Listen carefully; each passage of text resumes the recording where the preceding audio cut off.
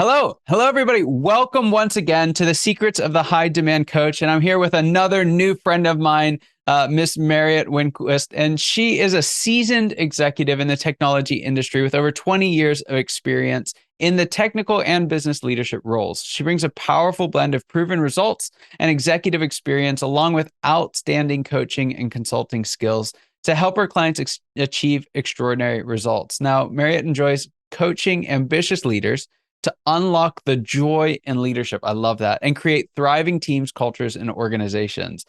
So excited about this conversation. I'm so glad that you're here. I'd love to start it off, though, with the story, right? How did you end up in coaching consulting, and why is it that you made the leap? Yeah. Well, first of all, thank you, Scott, for having me here. I'm really excited to be on the show. Why? I mean, that's always kind of the big question. And maybe to go a little bit further back, I'm originally from Hong Kong, moved to Canada, and spent most of my actually working life in the US. And I think that for me sets a good background of I feel like I'm a big combination of the really studious, theoretical, and then the Western world of a bit more creative and energetic. And I think that's what I bring to my work. I actually started in tech and moved and pivoted to lots of different functions, to marketing, to product management, and really my later roles in executive leadership.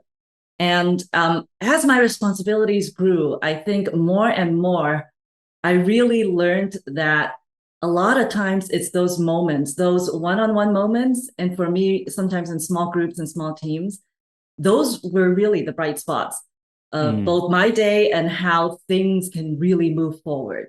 A conversation with a colleague and one understanding that, oh, we unlocked this.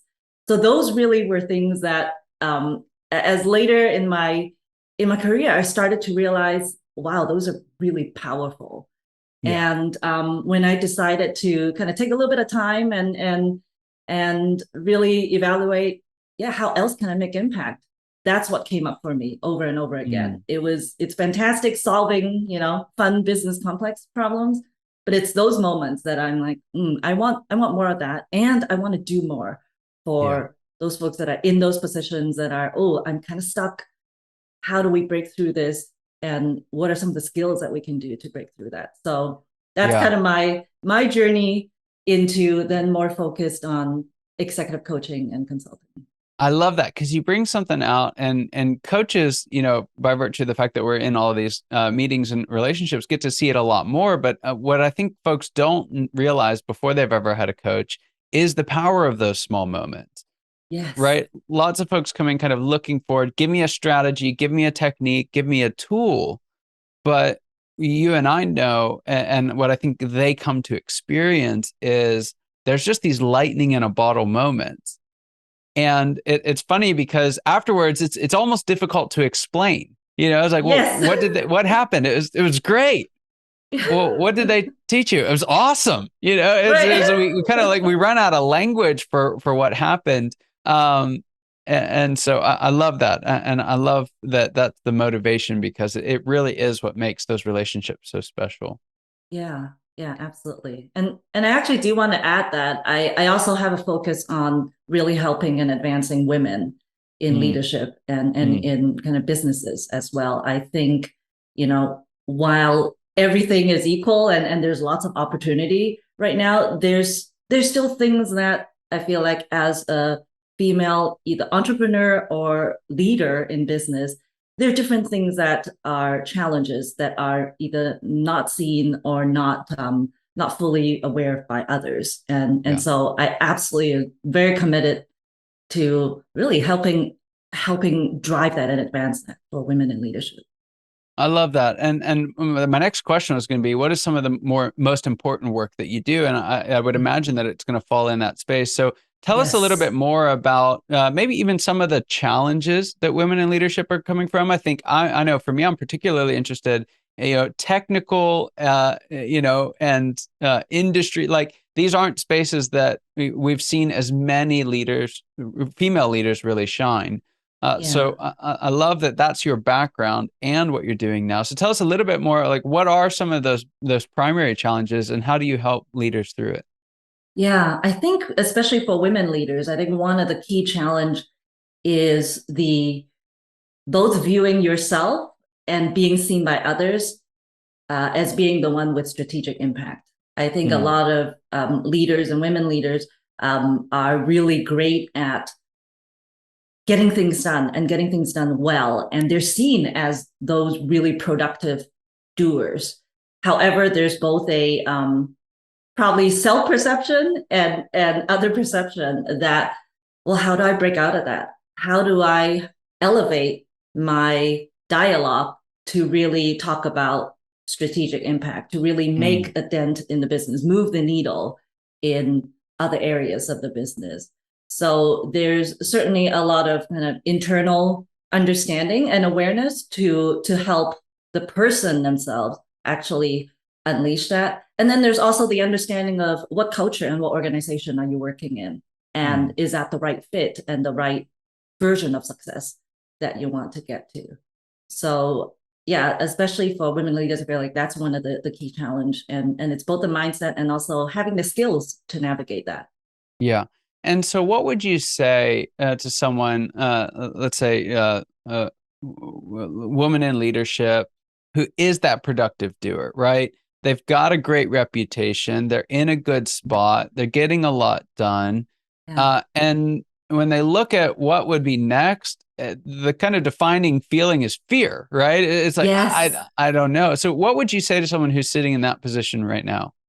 Yeah. I think the first thing I would ask them to do really is center on and maybe rediscover what's really important here, Mm, what really matters for them here. I think on the surface, a lot of people, it's like, well, I want to get to that next level. I want to get to the next step. And I say on the surface because that seems to be the logical next step. I want to be quote unquote more successful. Therefore, I step on the next ladder, right? Um, but I think when people actually spend the time to understand what really matters, and also what excites them about this work and what is really the true driver of why they're doing what they're doing, then different options might appear, right. right? And that's really what I mean by kind of crafting their own version of success. I think there are many pictures of success that don't look like what they currently are experiencing. Right. And I think luckily we're in a world where there are many different ways to be successful. Mm, And it really is helping them think through, yeah, right now you're thinking this one way. First of all, what's truly important? And then once you have that grounded, what are the different ways? Maybe it right. is a different, frankly, could be a slightly adjacent area that you actually have kind of tested the waters in and you think that actually might be more interesting and more fulfilling. And maybe Mm, it is taking that next step. And if it is taking that next step, then what are the skills that you would need to do that? And again, I always feel like there's always the system and the structure to think about.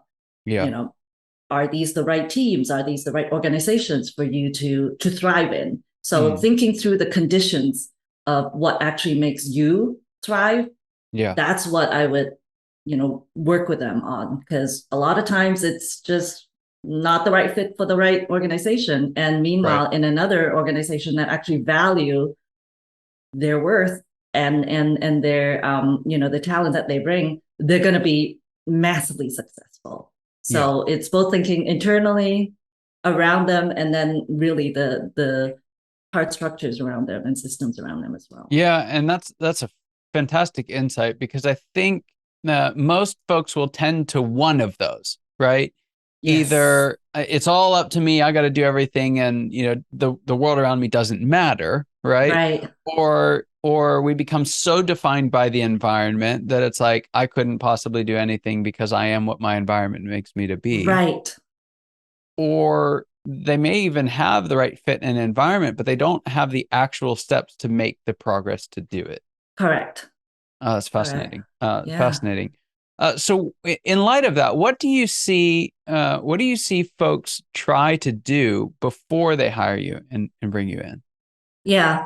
I think I would say they try to do what they've always done, and maybe they just do a little bit more intensely on, or do Right. more of, and then they find that I'm still hitting the head against it. And what those usually are is, okay, I want to be that role, I'll emulate that role. Or I want to be in that position, okay, I'll try to learn the skills about it, but it just doesn't fit what they do, right? So I think there's a lot of looking and modeling. It's definitely one. A lot of different people, they do a lot of research. They kind of go deep into, oh, well, if I need to be that role, I need to be like the black belt of this before I even consider that role. So there's kind of that aspect as well.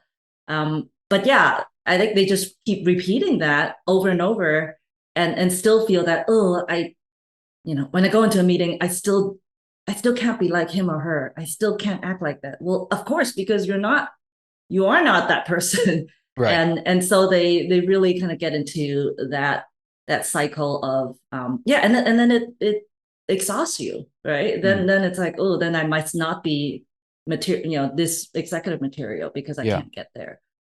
So it's kind of, they double down, right? Or Yes. they try, it's fake it till you make it, Yep. or it's, here are 17 books, Yes. figure out how to implement all of Yes. this. Okay, those aren't going to work, right? And not to throw all those things out, because at some point those served them well, right? At Correct. some point, Absolutely. giving it the extra effort was exactly what they needed to succeed. At some Yeah. point, if they had to fake it until they make it, Yeah. so it's not that those tools never worked, it's that they're not working now. Right. Yeah, Right. fantastic. Now, Absolutely. so someone's there, right? Mm-hmm. And what are some things that either you help folks do, or what are two or three like next steps to really start moving in the right direction? Yeah. So like I said, I think the first thing that we discussed definitely is kind of taking a landscape. I actually kind of go through really three simple steps: assess, align, and act.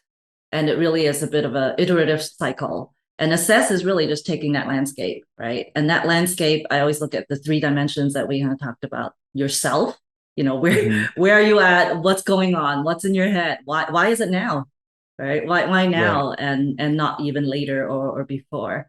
So the self, others, right? Are you leading teams? Are you running a company? Who's influencing you? Um, really understanding all the different relationships that's happening. And then your business, what actually is driving that? Is it an actual issue with the business right now? Are you looking for growth? Like, so that's kind of the assess and the landscape. Mm. And then second is aligning. So once you have that, then you want to make sure that you're aligning to, like I talked about before, the values and the core of why, Yes. and really aligning all your actions. So all the things that we assess are all those activities aligning to what you're trying to drive. Mm. And most cases, this is really the revealing part.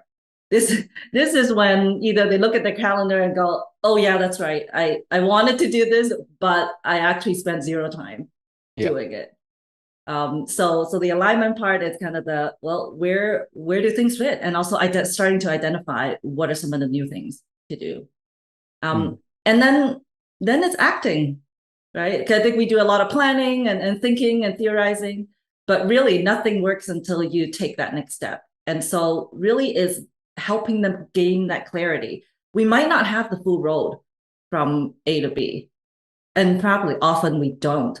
But the idea is, what is that best next step, and how are they equipped to actually take that? Yeah. And as we go along, basically is really helping them kind of continue their cycle, right? As you act, you assess again, align, and act again. And really that's the continuing kind of growth and progress to get you to that North Star, to get you to kind of where you're focusing on. So those are kind of the key steps that I take with my clients on. That's good. I like that. And when you get to and act, right? I think one of the challenges that folks have when they're either trying to find the right coach, or trying to buy into, like, does this coaching thing actually work? One of the challenges that I've seen people present is, but I still have to be the one who does the work, right? If the Hmm. coach isn't going to do those things, maybe in consulting that switches a little bit, but fundamentally Right. for a coach or consultant, especially a good one, it's going to come back to whoever's being coached or consulted to do it. And some folks may kind of misinterpret that, thinking, well, if I have to fix it, what good is it to bring somebody along? So how is it that you're able to help people to act in a way that maybe they knew they needed to all along, but for some reason it's different when you have a coach? Yeah, yeah. And I think with that, that's actually a fantastic, really nuance because that is the difference, right? I actually was in working with one individual, and I think after the session, he actually said, oh, that was actually hard work. You actually made me work and think through and go through some stuff. And it's like, Yeah. yes, right? It's because you do need to um, yourself, you need to actually think differently so that you can act differently. And I think it's a process. I mean, unfortunately, Mhm. there's no silver bullet for that. If there are folks who are like, okay, I want somebody to do all the work, they'll find people that will Yeah. do all the work, right? And then there are others that, and the people that probably hopefully you and I work with are, I want to figure this out. I want that lasting change in me. I actually want myself to be able to accomplish X, Y, and Z. So I think they already come with some idea, even with trepidation, right? But they So they true. know that, yeah, they know that, okay, I know it's gonna be hard. But I want a partner along with me on this hard road because I know that it's difficult. Um, and also, I think it's also the experience. I know that it's difficult, and I've done all these different things, and it hasn't worked. Right. So here's a time when I really want to be able to continue to progress and yeah, whether they've had a coach before or haven't, that is kind of the pivot point Hmm. of them coming to realization that okay, I think I need a different type of support, right? Like you say, I think all the other things still stand. They all have its place. Consultancy have its place, advising has its place, books and doubling down, everything has its place. And also having a coach to really help you change both your mindset and understand new behaviors that you can then now do. That also is a change. Yeah. And I think a lot of what we focus on is what's holding them back as well. Hmm. Like you say, a lot of people get to a point that's like, oh, now I'm actually filled with fear. Right. I know I need to do something, but somehow I'm not picking up that phone. I'm not sending that email. I'm not speaking up in that meeting. So something is holding them back. So really understanding and helping them get clarity on that that's holding them back is also another way of helping them being able to move forward. Yeah. And what I found is fascinating with that, and I would imagine this is true for you, is it's usually the individual who finds out what's holding them back, right? But it's Yes, not until they have the benefit of that outside perspective that they can really yes, see it clearly. yeah, absolutely, absolutely. And I think that's what we all call our blind spots, right? Hmm. We don't quite know it until something happens to reveal it to us. Whether it's a strict assessment, whether it's again conversation and understanding that oh, when you ask me that question, you know what? That is why I didn't take that next step, Hmm. right? I either yeah, I am a I don't like failing. I don't like that feeling. I've you know maybe there's different experiences from their previous work or previous managers that really have some stronghold Yeah. on them. Yeah. And so it is kind of working through that to see, yeah, the next step is right here. How are you going to take it? Yeah. Right. And it is up to, and it is them, right? For good or for bad. I think I always say the best news is that you have 100% control, Yes. right? Yeah. That's the best news. It's not anyone else's control. You actually are in the driver's seat. So you can actually decide. So yeah, I think for some that's good news or bad news. because it comes with a responsibility as well. Yeah, Absolutely, yeah, absolutely. yeah, To know that you are solely responsible for what you can't do, that is scary. That's yeah, pretty powerful. yeah, yeah. There's no one else to blame. All right, so here's the moment that I know I've been waiting for. I think our audience has been waiting for this as well. But I'd love to hear from you. What's the biggest secret that you wish wasn't a secret at all? What's that one thing that you want to share with folks that are listening today? Founders, leaders that are wanting to grow in their organization, their career, but maybe feeling stuck. Yeah, I love this question. You know what? I was thinking about this a little bit since you asked me. And for me, I feel like it comes down to a little bit of a paradox is it's not about you. And also at the same time, it requires you to totally understand that it's not about you. And by the it's not about you, what I mean is you are here to either serve your customers, serve your client, your team, support your team. And when and if you understand that, then your whole business and your whole perspective can change. Yeah. But it's 100% your responsibility to actually have that understanding. So I like that because I always tell clients like it's not about you. However, you need to actually be able to self-manage to really understand that, yeah, when I'm one-on-one with you, I'm 100% focused on your success, right? Hmm. And it's the same for CEOs and leaders. When I'm with the team, you are 100% supporting the team. It's not whether you appear, like a quote unquote like a leader. It's not about whether you are flashy and presenting and all that. It really is what is that goal and how are you serving them. So the Yeah. moment you can have that shift to how are you serving your organization and your team, that's when everything I feel like just shifts for a lot of people. That's awesome. It's not about you, but it's up to you to understand that it's not about you. Absolutely. Yeah. Fascinating. Worth it in gold. All right. So I've worked with lots of coaches, and I know that we have a knack for spending all of our energy on our client success, right? We want to see them succeed. It's why we got into doing what we're doing. But we can do it at the detriment of our own growth as our organization and as individuals. So I'm going to have you take your executive coach hat off, right? I'm going to have you put your CEO hat on, or whatever Yeah. title it would be for your own business, and tell us a little bit what the next phase of growth looks like for you and your business. Yeah. So for me, I would definitely continue my focus on women and also with Asian women executives and business leaders.